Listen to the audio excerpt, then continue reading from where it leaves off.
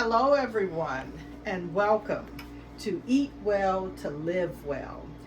We have with us today Miss Beverly, all the way live from Baltimore, Maryland, and she is going to prepare a, a delicious, easy peasy meal for you as a demonstration. Welcome, Miss Beverly. Thank you so much for tuning in.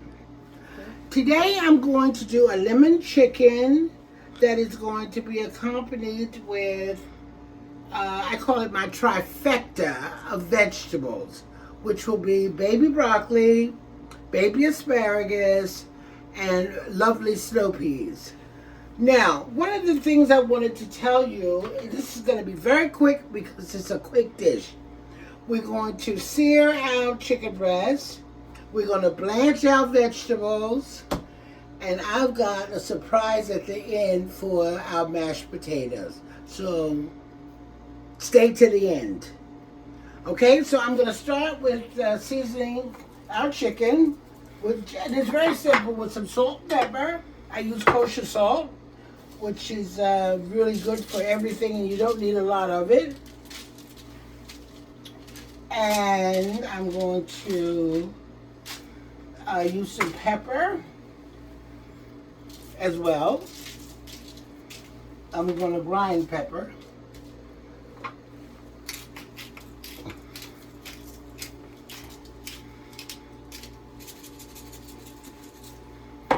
And I have some seasonings that I made that have lots of goodies in there. This is my Charleston seasoning. So that's going to go there. Is that a secret, Miss Beverly? No, it is not. It's a combination of cumin, garlic powder, onion powder, chili flakes, cardamom, and coriander.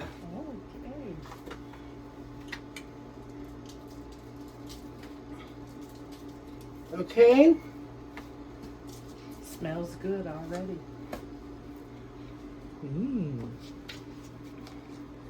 Now, I'm going to I'm going to let these rest for a minute while I blanch our vegetables.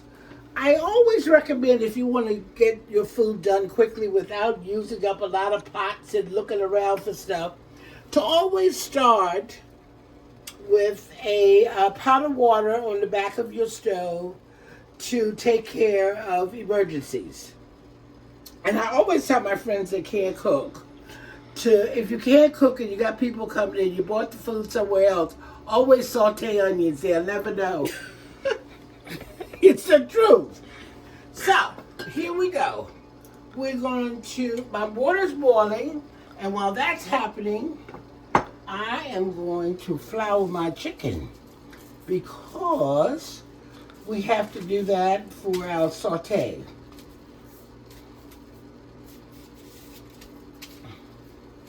And you'll see how quickly this comes together.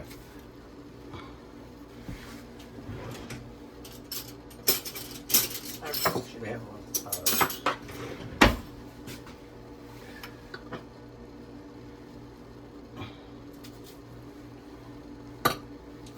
Okay.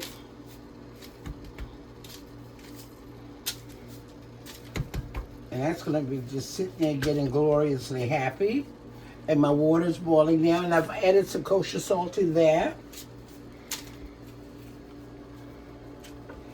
Wash my hands. Sign of an excellent cook. We don't want any cross-contamination. No, we don't. Okay, and can you give me just that green? Thank you so much. Now, our water's boiling nicely. So,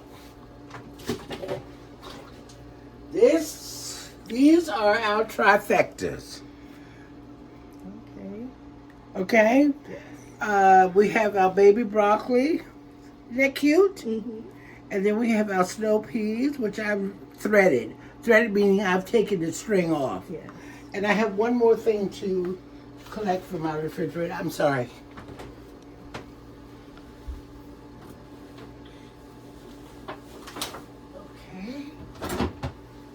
These are my asparagus. I always keep my things in a vegetable bag Oh my goodness. because it keeps things fresher longer. Okay.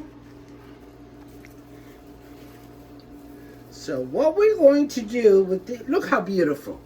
Yes, they are. Oh my goodness, I love baby asparagus. I love baby vegetables because they're sweeter. Yes. So,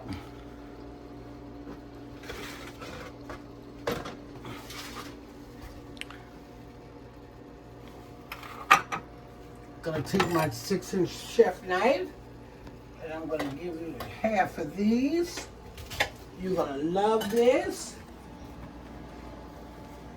See what I did with them? Oh, And yeah. the other part of this, I am gonna make some glorious soup tomorrow for my girlfriend. Asparagus soup with crab. Oh goodness. Okay, so here we go.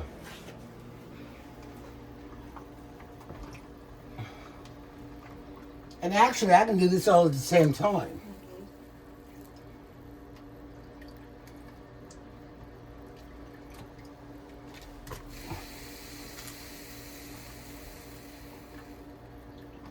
And when that comes up to a boil again, it'll be time to take them out.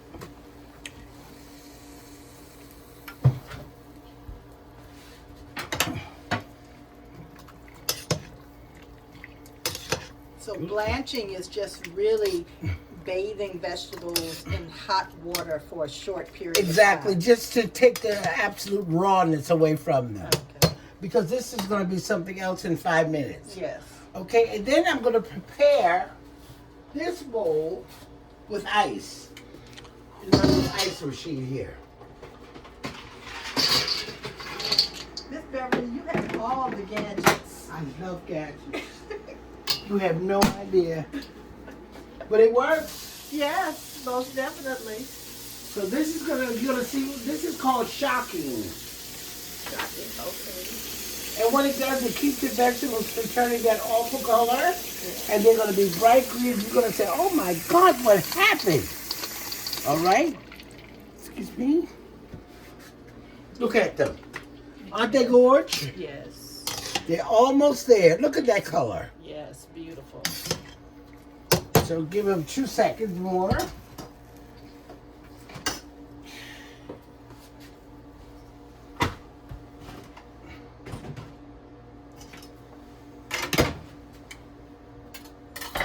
Could you just put that in the fridge for me, please? Now while that's blanching still, I'm going to start getting my saute ready, which will be for my chicken. This is grapeseed oil. I like to use grapeseed oil in conjunction with butter because you get a really good saute with grapeseed because it's good for high heat. Mm-hmm. Olive oil can sometimes get too crocky and you soak your food because you have to cook it longer. Now here they're ready. Look at that. We're going to throw them in there like that. Beautiful.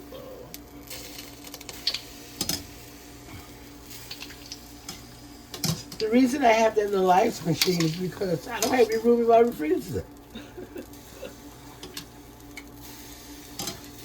But that's okay, it works. Yes. And I like iced tea. Okay, now these are going to sit over here and get happier. And I'm going to get ready for your chicken. Now we're going to leave that back there for the next surprise. And I'm going to include in our grapeseed oil a little pugla butter. Okay. You gotta have butter, I'm sorry. You got to have some butter. Okay. Not margarine in this. Yes. We don't want that. So I'll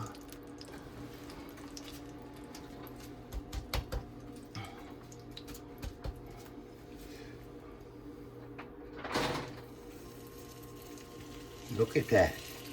I'm gonna lay them, and always lay them away from you, not to you when you're dealing with oil. Okay. You know, not this, you know, just like this.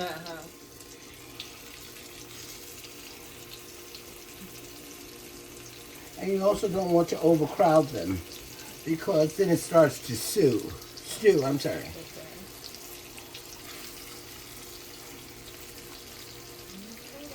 And we're going to wait for that to get ready, which is not going to be very long. We're going to cook them at medium-high heat. And wash.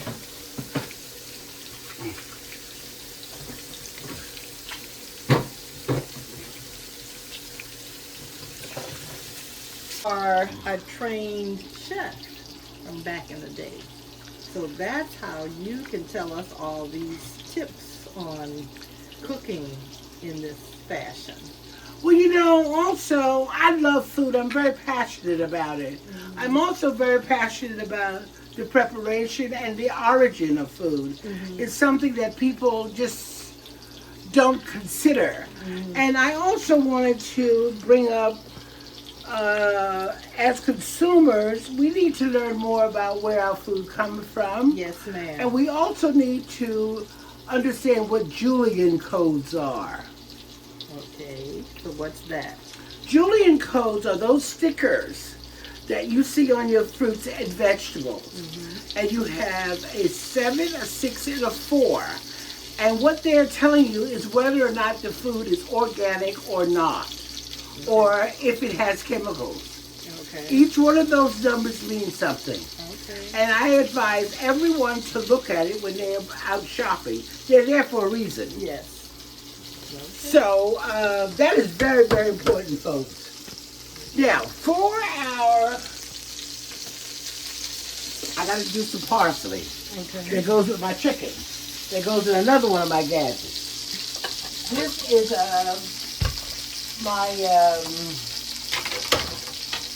chopper. See, the people don't have time to stand up chopping, and particularly if you don't have the knife skills to get it done quickly. So I buy this. You get 2 bowls with this, one for coffee and one for herbs. Put the top on like that. End of story. So that'll be for our chicken. Now I'm going to get ready for our veg.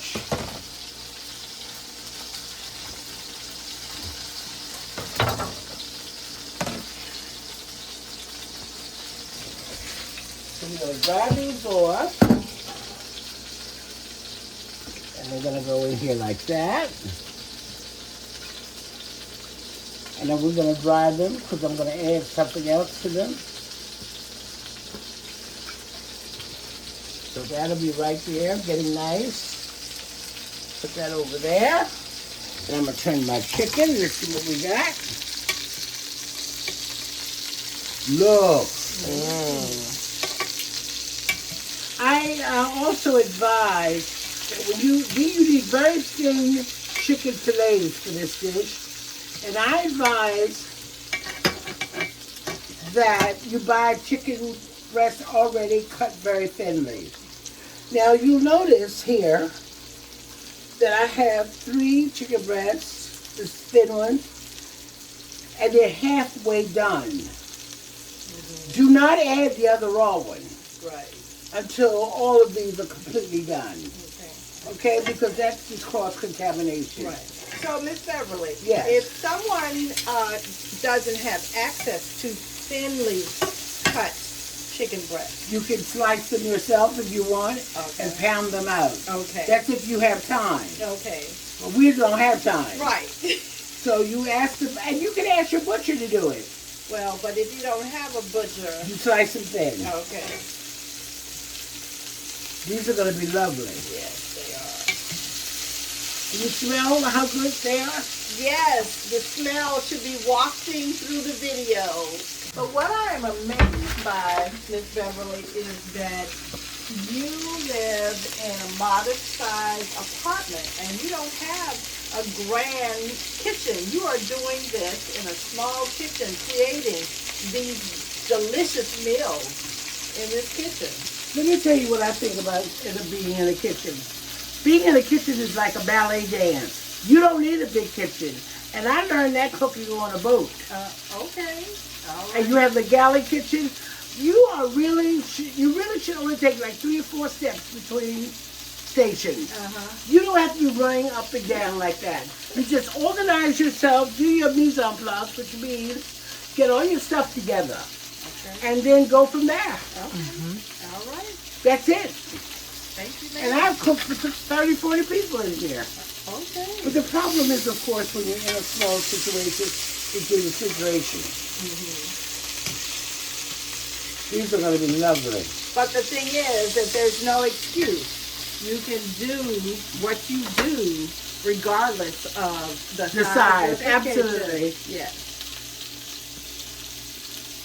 Now, that asparagus water, that veggie water we had there, full of vitamins. So now, in this little bag is called my Potato Gold. These are red mill instant potato flakes, and I'm going to make a beautiful mashed potato souffle. Watch this. And even though that sounds fancy, you're talking about instant mashed potatoes that you're gonna doctor up and create a delicious. It's easy peasy. Easy peasy. I love those words. Easy peasy. Now I'm gonna pour. I'm gonna do like.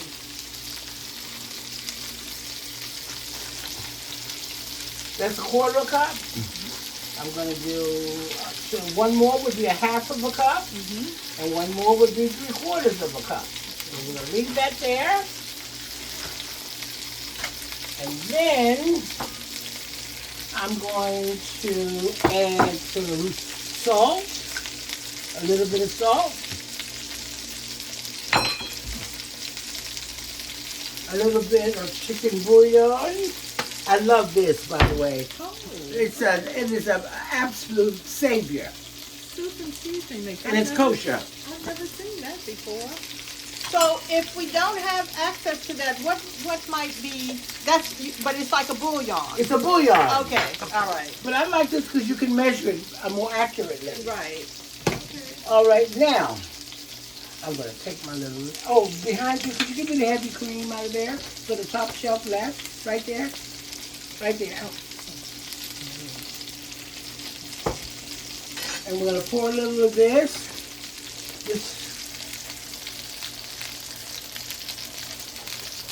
And here we go. And you put as much water as you want for the consistency of the mash that you want to have. Yeah, do that. See? As the flakes dissolve, this is one of the best brands ever.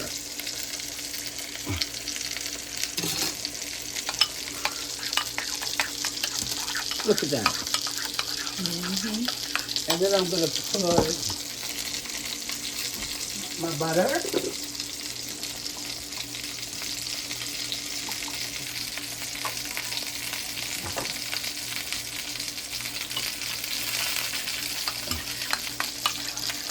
Look at that.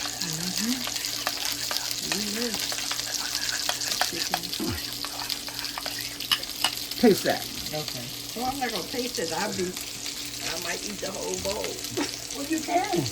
No, we have to have the video.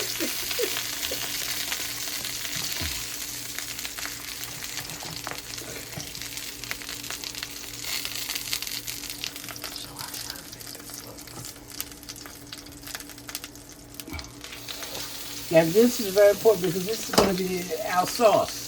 Okay. Now also, you know what I put in here? Cream cheese. Oh. A little more water.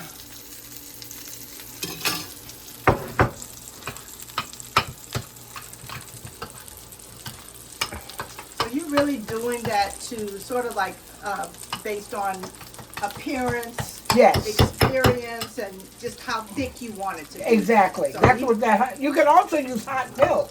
Okay, so even though you're not, a lot of us don't use measurements. You're saying a little bit of this, a little bit of that, and And you know what? It's all by eye. You don't have to measure everything. yes. Now, would you like to taste it? Or would you rather wait? I'll wait. All right, we'll put that aside. Okay.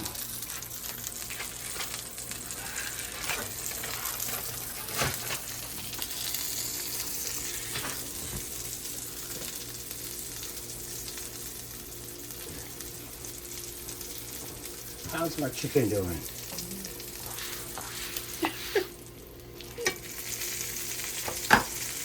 Now, when this is all finished and browned up, I'm going to discard some of the oil, add the rest of this flour, and add capers and Pinot Grigio and lemon juice. Okay.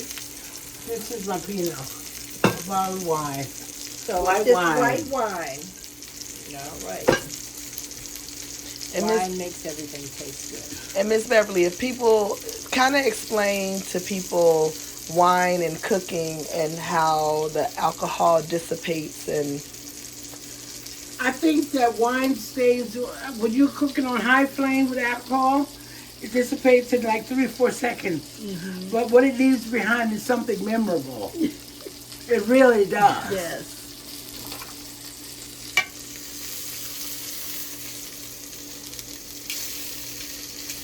Now, I'm going to take all the residue here, if there is any.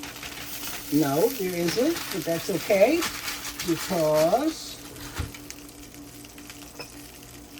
I am going to put some more flour.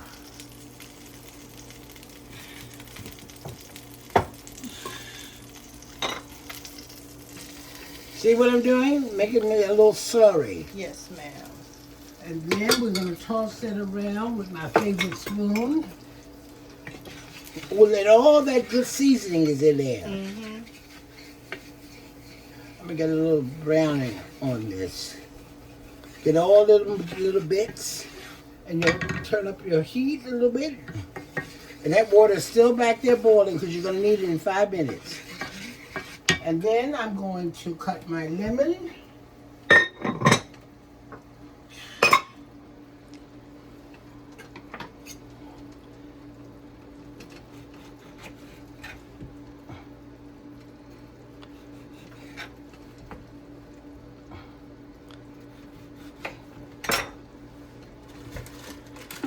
Okay. I love this thing. Yes. I really love this. But that's going to be, you smell that? It's burning. Yes. This is how you make a roux, guys. Yes. But y'all know that.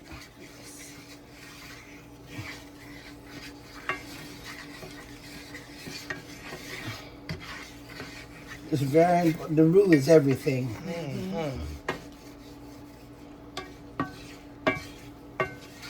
And particularly when you're making a gumbo. Yes, most definitely. You cannot be on the telephone. So look, now I'm gonna put my lemon juice.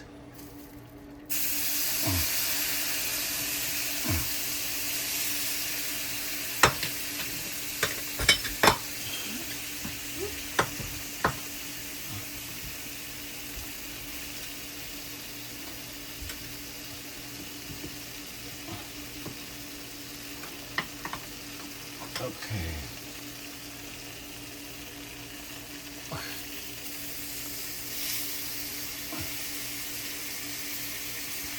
I didn't get the good return on that.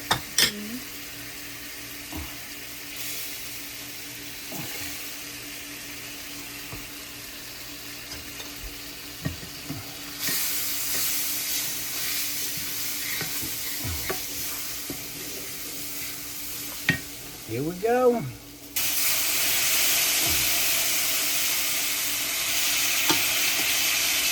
That hot water is serious. See how quick that goes? Yeah. But it's not just plain hot water. No, it's got all the veggies in there. Yeah. yeah.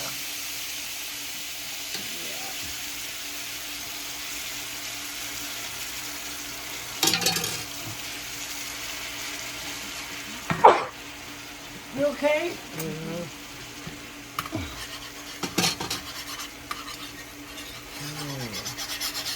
So you whisk it to I do. I always do to break it up. break up the little bits of that. Okay.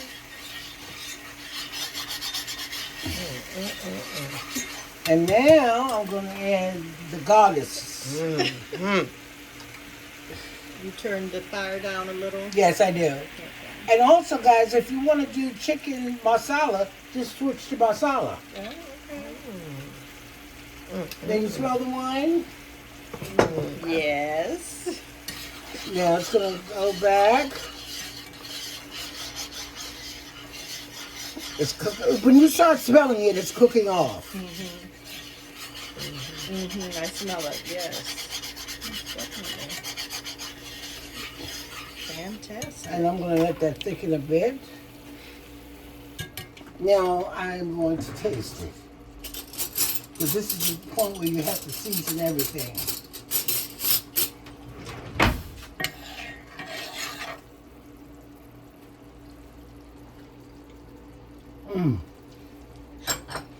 Delicious. And butter. Oh my goodness. Mmm.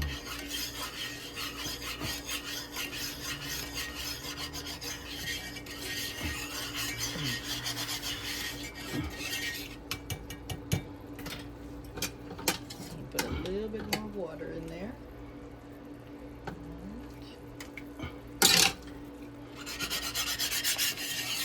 We're not making a gravy, we're making a sauce. Yes, okay. All right. Gravies are thicker. Yes.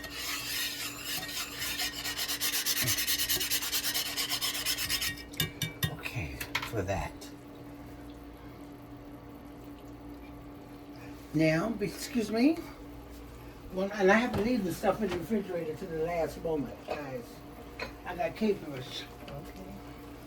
Okay. Capers are very salty.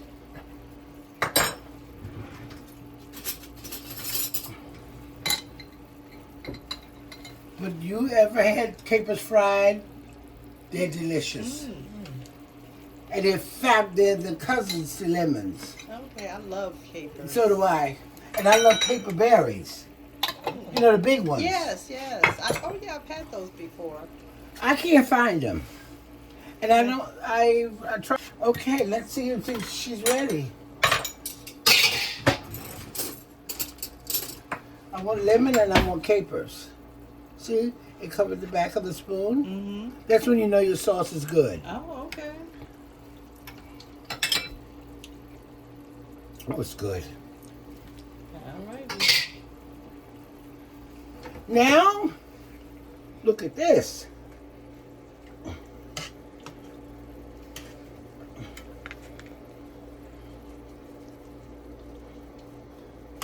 That's your chicken.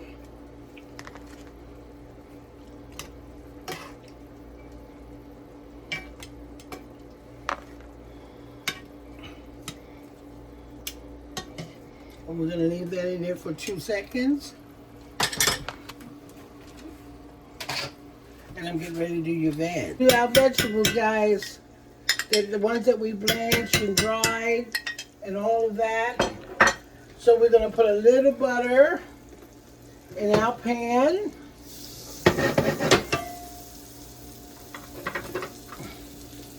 A little roasted garlic and olive oil. Olive oil keeps butter from burning, by the way.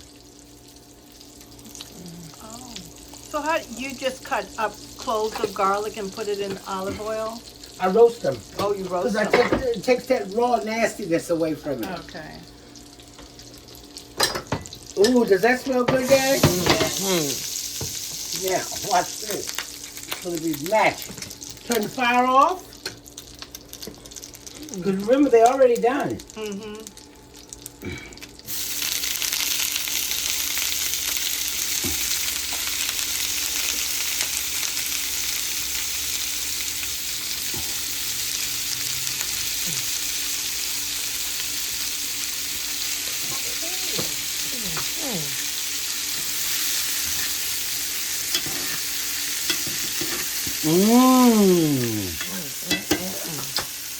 Okay, and you mash it just a little bit Yes. to release some of the essence of the garlic. But you can absolutely eat this garlic because it's not, it's very sweet Yes, once you roast it. yes. Yeah, there we are. They're done.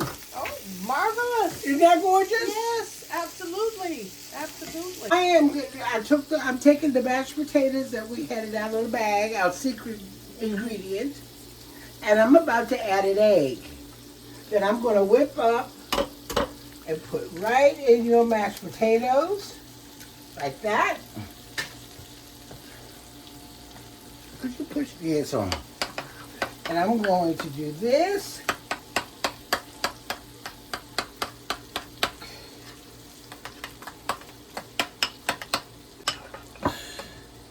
And look.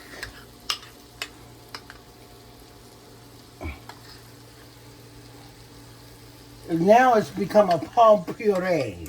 Palm puree.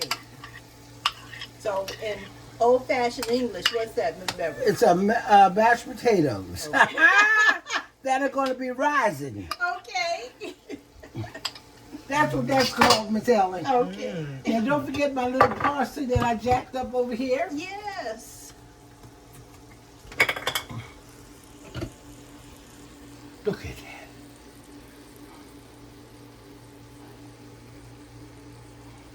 When I make my little design like this,